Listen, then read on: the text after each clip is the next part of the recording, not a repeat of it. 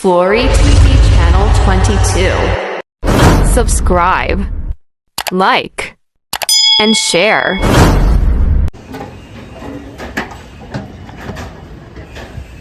Nag-update na kami sa bote sa may Quay. Ay, sakay na kami ng boat.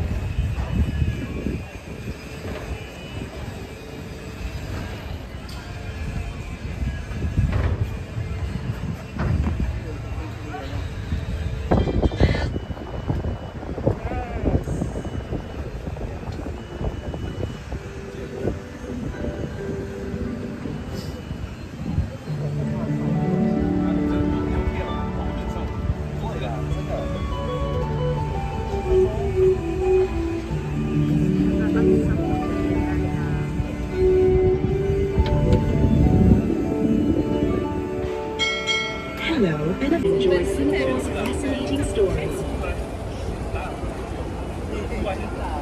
One of the buildings here was Whampoa's Ice House, which belonged to Quay, a prominent businessman from Whampoa, China. Way before refrigerators existed, he noticed a demand for ice in our hot tropical weather and had blocks of ice hauled from frozen lakes in America all the way here to Singapore. Unfortunately, this ice venture failed because expenses were simply too high. But much respect to the imaginative Mr. Hu for his daring attempt to keep Singaporeans cool. Today, Singaporeans keep cool by sipping drinks al fresco by the river. As you can see, Quay has been transformed into a different but no less bustling port of call. Everyone flocks here for food, fun, and riverside festivals. You may notice another bridge here. This one's called Reed Bridge, and it would seem yet another symbol of bringing people together. From the 1940s to the 1960s, this bridge was a popular place for storytellers to gather and jianggu, or shuoshu, which means talking about the past or talking about books. Street hawkers, warehouse laborers, and others from the largely Teochew Chinese community would gather here nightly to be entertained. The storyteller would start by talking about the day's news, then continue with riveting classic tales from ancient China. Each episode would last the duration of a burning joss-stick, and the audience would pay just 1 cent in the 1940s and just 5 cents in the 1960s.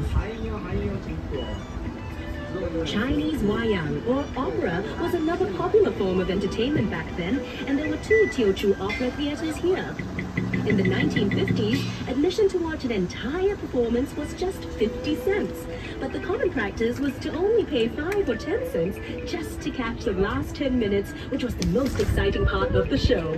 Some might say this opportunistic spirit of frugalness endures amongst the most cunning of Singaporean businessmen till today. During festivals and religious events, the opera performances would be staged outdoors for all to enjoy free of charge.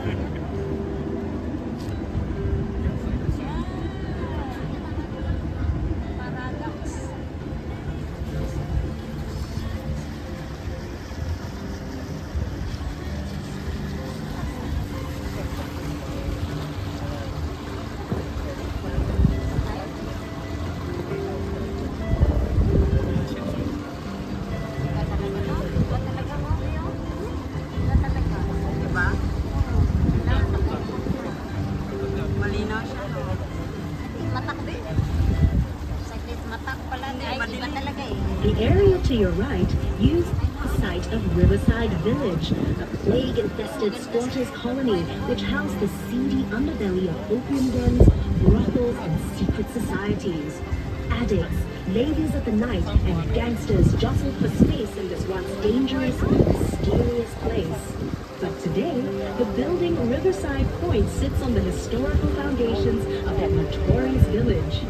No longer dangerous and seedy, but a delightful waterfront dining oasis that boasts its very own microbrewery. Perhaps you'd like to return by foot to explore all these fun possibilities. Did you know that the paths along the Singapore River make up one continuous looping promenade that connects everything you see along the riverbanks? Take a leisurely stroll and soak in the atmosphere along the 6-kilometer promenade that flanks both sides of the river. As you take in the sights and sounds, you'll be constantly shaded by lush greenery and definitely tempted by the many shops and cafes along the way. Look across the river and up to your left. See the lush green hill and the large tower overlooking Quay and the river? That is Fort Canning Hill, where Raffles built his own bungalow, Singapore's first government house. He also planted a spice garden, Singapore's first experimental botanic garden, to cultivate commercially imported spices. The hill was later used by the British as an arms store, barracks, and hospital, which probably led to its final name, Fort Canning. But way before the British arrived on our shores, Fort Canning was the place where ancient Malayan royalty once lived and were laid to rest. It was considered so sacred that it was known as Forbidden Hill. Forbidden because commoners were not allowed to visit.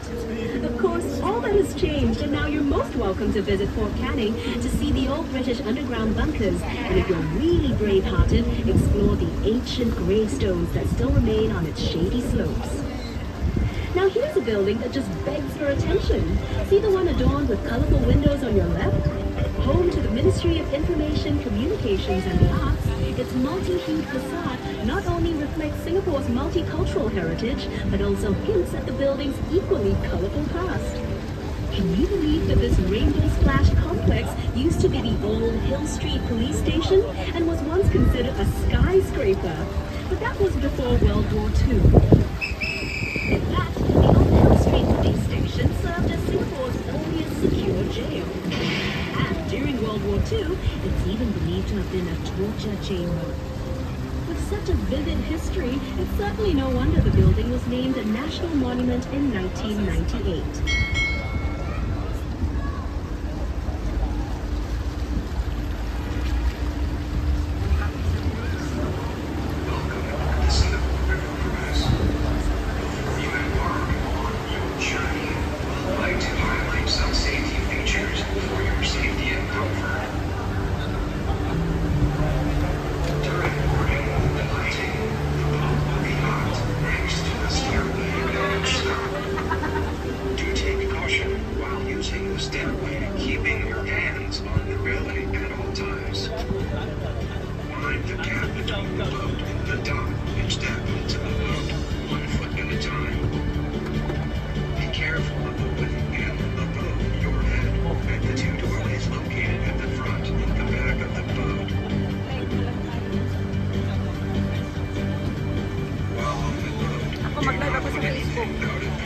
Mag-live ako sa Facebook.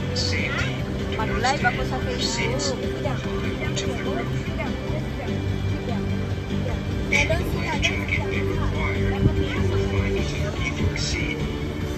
Slip it over your head, or tie a knot with lights found in the collar. Strap at the sides of the jacket and loop it once around your back. Securing the strap, tie a knot through a loop at the front of the jacket. There are two exit doors located at the front and the back of the boat. Two bathrooms at the back of the boat. Passengers should also be reminded that smoking is not allowed on board. Please do not dispose any rubbish into the river.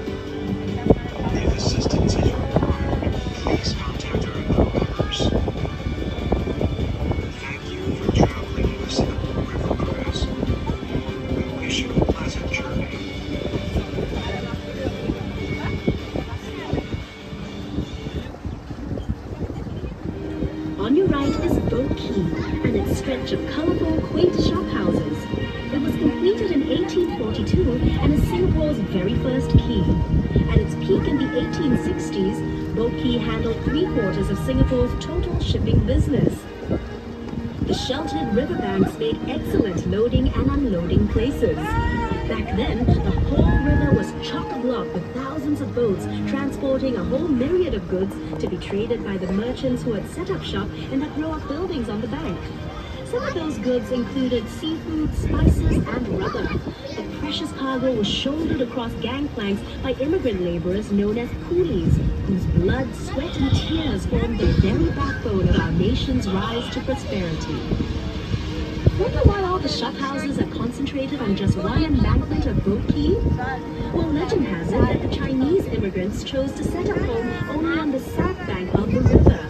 You'll notice how the riverbank curves just like the belly of a calf. In Chinese culture, this majestic fish is an auspicious symbol of good fortune and a great place to store wealth. These first immigrants believed that this part of the Singapore River was where prosperity and wealth could be found. That's also why many banks and businesses started up here and eventually developed this area into our current central business district. Where once boats lined the water's edge, today the banks of Boat Quay are lined with shop houses turned into restaurants and pubs. The facades of the Boat Quay shop houses have been retained, and their unique architectural styles give the district a distinct flavor. Notice how the shop houses are of varying heights? Long ago, this signaled the owner's wealth. In other words, the higher the building, the wealthier the owner. Perhaps these traditional beliefs have extended till today. Just take a look at the tall skyscrapers of Singapore's financial district towering over the Boat Quay shop houses. This is the perfect place for snapping pictures, so enjoy the 360-degree views and drink in Boat Quay's unique blend of traditional